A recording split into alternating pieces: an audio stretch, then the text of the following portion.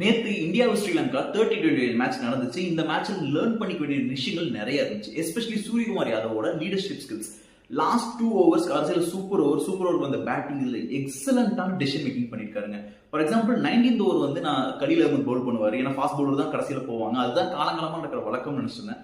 But அவர் வந்து condition பாக்குறாரு. பிச்சோட condition வந்து டர்னுக்கு ஃபேவரா இருக்குது. அதுவும் ஃபிங்கர் ஸ்பின்னர்ஸ் போட்டா நல்லாவே திரும்புது. அவங்களால நிறைய விக்கெட் ஹேண்டியாவும் இருக்கிறார். அப்ப நான் வந்து ஒரு ஃபிங்கர் ஸ்பின்னர் கொண்டு வரேன். ஏன்னா ரியான் பராக் கொண்டு வரலாம்னு நினைச்சிருக்கலாம். ஆனா ரியான் பராக் வந்து லாஸ்ட் மேட்சே பவுல் பண்ணிட்டா அவர் எப்படி பவுல் பண்ணுவான்னு சொல்லி அவங்களுக்கு தெரியும். சோ இந்த இடத்துல அவரை கொண்டு வரக்கூடாது. நான் புது ஃபிங்கர் ஸ்பின்னர் கொண்டு வரணும்னு சொல்லிட்டு ரிங்கு சிங்கை கொண்டு வர்றாரு. கொண்டு வந்ததுக்கு ஏற்ற மாதிரி நல்ல ரிசல்ட் கிடைக்குது.